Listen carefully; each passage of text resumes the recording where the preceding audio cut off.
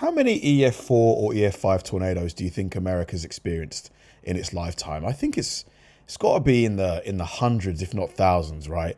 So to be the worst tornado ever recorded, I mean, this has got to be absolutely just devastating. The level of damage, and not just the damage, I mean, the death toll must have been huge. May 22nd, 2011. This is a very dangerous situation. If you are in Joplin, please take cover. Oh, no, all right, it's behind it. Wow. Oh, good God. It's a massive tornado. It's massive destruction. Have not found anyone alive. Oh my God. An ordinary Sunday, it became the deadliest tornado of the century. Oh my. That was only the beginning. What really happened that day? To understand it, we need to go back to 2011. That year is etched onto memory as one of the deadliest, most active tornado seasons on record. Hundreds of lives lost, thousands forever marked. Meteorologists observed troubling signs, aggressive atmospheric fronts, and unusual instability. On April 27th, the atmosphere burst open, unleashing over 200 twisters from the void. What happened is it was a perfect recipe for a weather alert nightmare. They tore through the southern and eastern U.S., from Texas to Pennsylvania. First responders who were here were so busy pulling the living from all of this debris, they were forced to ignore the dead. That's how bad this is. You can hear the sound of smoke detectors in the distance, but no one's here. There's the smell of death. Oh my God. Homes are pulverized. There is a church up there that is just now a concrete slab. You can't even see where the wood and things that made up the church are. In less than 60 seconds, the tornado had destroyed half the homes in town. The strongest tornado to hit Mississippi in more than 50 years. Jesus. These are the most devastating storms and tornadoes this community has seen since at least 1974. For 4 days, a storm of biblical scale swept through the region. Nearly 360 tornadoes carved a path of destruction. Textbooks would later refer to it as the 2011 super outbreak. The huge outbreak of tornadoes in late April 2011 was so bad that it earned a special name, Super Outbreak of 2011. Only once before, April 1974, did an outbreak get named a super outbreak. Locals barely had time to catch their breath before the dust settled. Tragedy struck again. On May 22, 2011, Joplin faced the costliest tornado in modern U.S. history. How did it happen? It started like a postcard spring morning. In northeast Joplin, families gathered to celebrate graduation, laughter in the air, hugs all around, talk of futures just beginning. But there was something hidden, something no one saw unfolding. 190 miles to the west, the sky was starting to stir. Meteorologists were on high alert, watching every signal. 1:30 p.m., Tornado Watch 341 was issued. The probability, 15%. For a town that heard it all before, such warnings didn't sound like much. Nothing new. Another routine alarm. Oh, so do you think maybe some people didn't take the warnings as seriously as they should? People were simply exhausted from living in constant survival mode. Unfortunately, familiarity dulls our instincts. Waiting could be a risky habit. 4 p.m., a thunderstorm appeared on radar. It rapidly intensified into a supercell. Then it merged with another, forming a spiraling vortex thousands of feet tall. Air begins to spin like a drill. A mesocyclone locked onto Joplin like a target. 5:09 p.m. The National Weather Service issued a tornado warning for Jasper and Newton. The countdown began. We're in western Joplin, so that's looking to the northwest. As we mentioned before, a high precipitation supercell. So that means you're not going to be able to see a tornado if there in fact is one on the ground. Right now it looks like we just have some reports of a funnel cloud. 5:17 p.m. The warning was updated. 28 sirens wailed across the city. Emergency alerts echoed on the radio, TV, and weather channels. This time, the storm would teach a harsh lesson. Sirens aren't always heard, especially with windows closed. The hills and valleys created sound distortion, while rain and hail further masked the threat. A survey found 10% of residents, up to 5,000 people, were unaware of the warning. Oh no! The 90% who did, 84% took the NWS alert seriously. 77% said They headed to the safest place they could find. So that's still a lot of people, like over 20% of people who either didn't hear it or just didn't take it seriously. That's probably like hundreds of thousands of people. And that is looking ugly. That's the tornado siren. Or tens of thousands at least. Man, look at how that. dark it is. Oh, that's not good.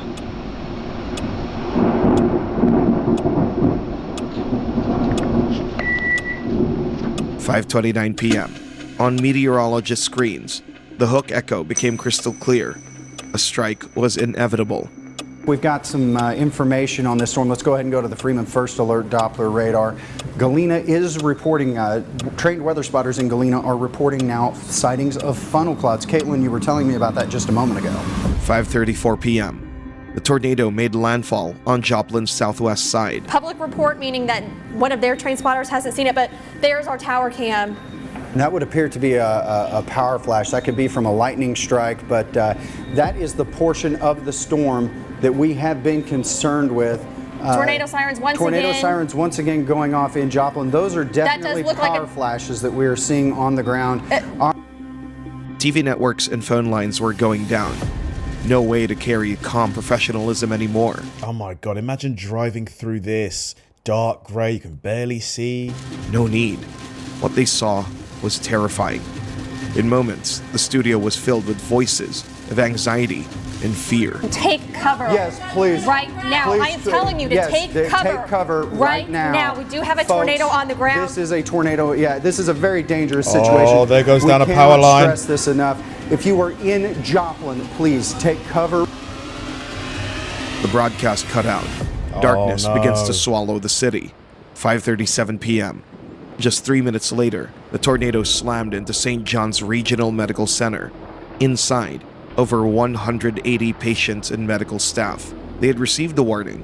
Staff followed the protocol, but time was not on their side. Hospital that's right here cannot take any patients because the hospital has no power. It was hit very, very hard. You can see nearly every window in the hospital has been damaged. The roof severely damaged. Every vehicle in the parking lot is a total loss. They've taken all their critical care patients to a neighboring hospital, and that hospital cannot take any more patients other than life-threatening injuries. The tornado ravaged the hospital, knocking out the main power and backups.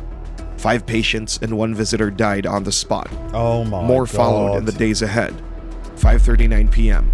Greenbrier Nursing Home. These would become the most harrowing minutes of a national tragedy, all within the walls of one building. It was a place for those who had already weathered their storms in life. And now, it stood directly in the path of another. Inside were around 90 people, elderly residents, visitors, nurses. The staff reacted quickly to the warning, guiding everyone into the interior hallway. They did everything right.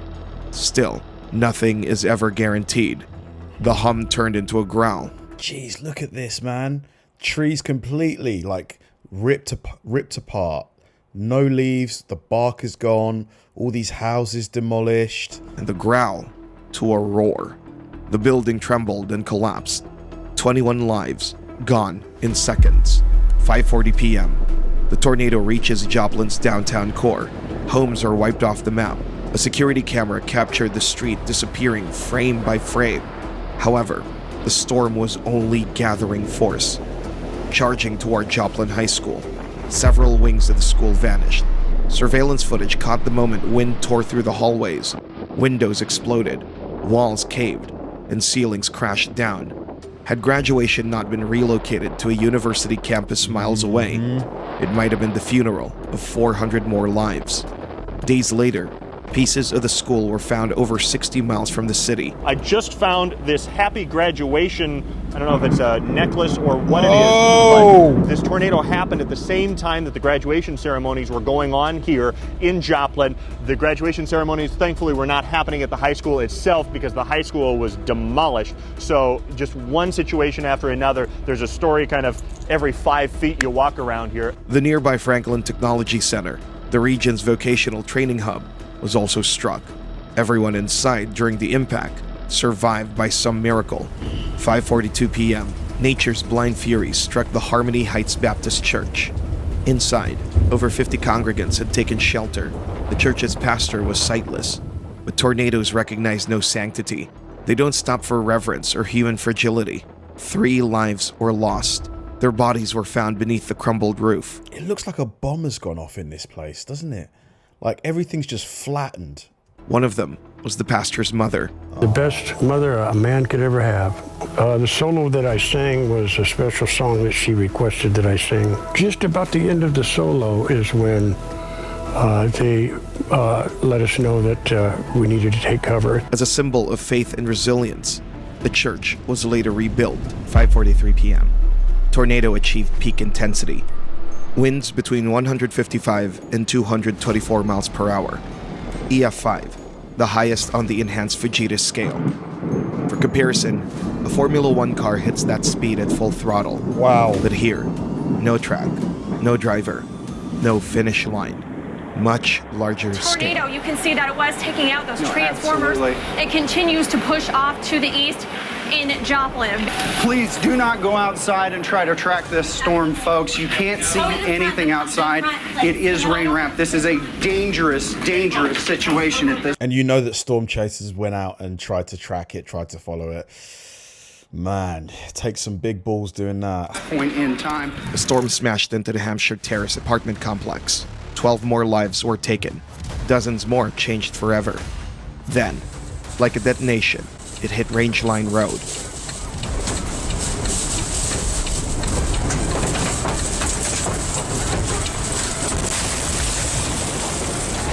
Jesus. In mere seconds, AT&T, Walmart, Pizza Hut, and Home Depot were obliterated. There was almost no way to survive in that area. Oh my Cars God. were wrapped around trees. Others were hurled into nearby businesses, over 200 meters from the parking lot. Metal twisted like foil. In one car, they later found an empty child's car seat.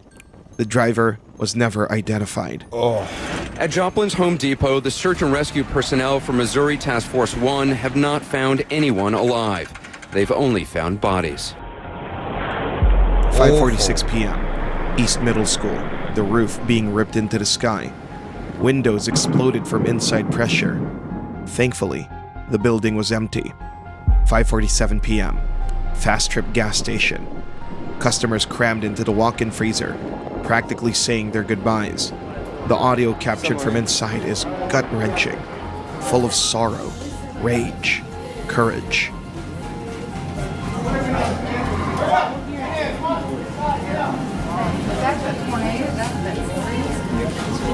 Everybody get down. Low on the ground. Oh. Stuff's breaking in the back. Yeah, I know. Can we go in the cooler?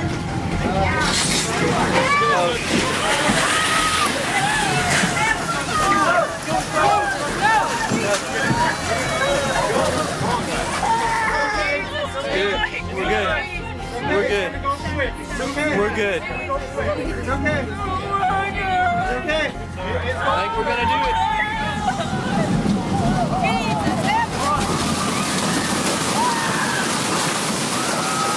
Oh my God.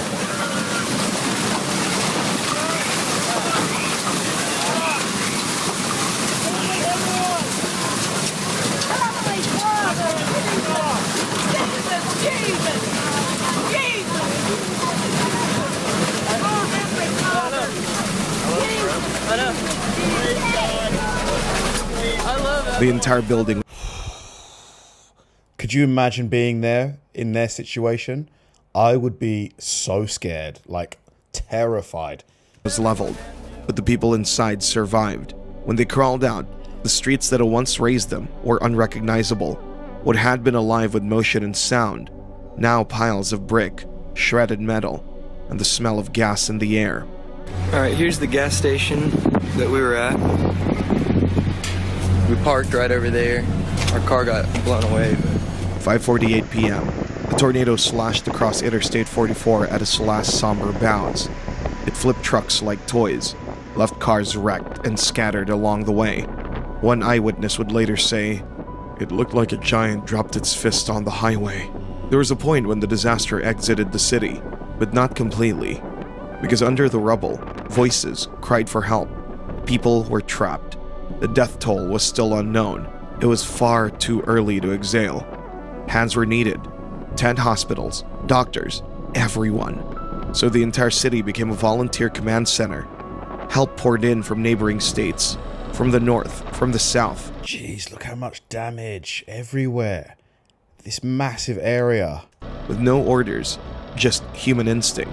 Take a look. I mean, it's everything is just completely demolished. I mean, homes are destroyed. Families' lives have been turned upside down at this point. And people are just looking for their loved ones. They're looking for family members. If you take a look here at this neighborhood, all I can say is it looks very reminiscent of what we saw last month in... Excuse me. Yeah, it's tough. No question about that. The tornado outlined a quarter of Joplin on the map. 4,000 families lost homes and years of life within them. 3,500 more homes were severely damaged. Over 1,000 people were injured. More than 500 commercial buildings were destroyed. 10 schools, 2 hospitals, dozens of churches. Total damages, over $2.8 billion. But no number could account for the price of a life. Familiar voices, forever silenced. 156 chairs sat empty at family tables, and the total wasn't even final. The storm kept killing, even after the winds died. In the following days, a new enemy emerged, mucormycosis, a rare fungal infection spread from the drifted soil to open wounds in lungs. 18 cases, 5 more deaths. It took everything Joplin had, but fate did not break the city. It stood back up. Within 3 years, school bells rang again, the hospital reopened, and Mercy Park bloomed where ruins once lay. Only thunder, sleepless nights, old photos on shelves, and quiet memorials kept the pain alive. But so does the memory of quiet heroism. Christopher Lucas, Pizza Hut manager, saved 15 people by leading them into the freezer. He held the door shut from the outside with a belt, as it wouldn't lock from the inside. The tornado took him. Everyone else lived. Oh my God, man. Jesus Christ. Oh, what a hero. Truly, truly. The only reason we survived is because he held the door shut with a strap. Dean Wells, employee of a Home Depot, died holding the doors, saving strangers, literally holding the door between life and death. Wow. He managed to lead dozens of customers into a break room, the only shelter the store had, while heading back to help more. He was buried under the rubble of the wall. Don Lanshaw shielded his wife in the bathtub. The house turned into splinters. He didn't make it. She did. I felt him cover me. And then, he didn't move anymore. That was love. Stronger than death. You know, he's my hero. While shielding her body, Dawn was hit by debris and died of a puncture wound to the back. Grace Aquino wrapped arms around her 11-year-old son as the church walls collapsed. He lived. She didn't. At her funeral, the pastor said she was a prayer made flesh. Cheryl Nelson, AT&T clerk, led a family with young children to run for shelter, stood by the door bracing it shut until the building gave way. 10 survived. She didn't. Mark Lindquist, social worker, covered 3 disabled clients with mattresses, then lay across them himself. All 3 died. Mark was thrown a block away. Coma. But Lindquist kept fighting and proved doctors wrong. He came out of the coma and started asking questions. The first words he said to me were, "Are my guys okay?" Yeah, I had trouble dealing with that at first, but I realized that they're in a better place. And now instead of me watching over them, they're kind of watching down on me, and I actually feel like I have 3 angels. After coming out of the coma, his life was put on hold again. He contracted a life-threatening fungus disease. He saw an angel in a light green light, and he said at that point, I knew the fungus was gone. And very soon after, they told us he was free of the fungus. Wow. He tried, and he lived to remember. The tornado took nearly everything, but it couldn't take human dignity. It couldn't take love. Take care of one another. Every storm eventually ends. But the way we hold each other, that remains. Oh my God. Wow. Man, that was emotional. It was, that really hit me, man. I can't believe it's just these tornadoes. They just start like so randomly. Like they just start and then boom, they're just here, devastating, causing all kinds of damage. Like, do you reckon one day we'll figure out how to like stop a tornado? Maybe some kind of chemical that we can invent that will just stop it in its tracks, or are we going to be at the mercy of tornadoes forever, really? Because it's just it's an unstoppable monster, really. Like, all you can do is hide and hope that if it comes near you, you don't get pulled into it.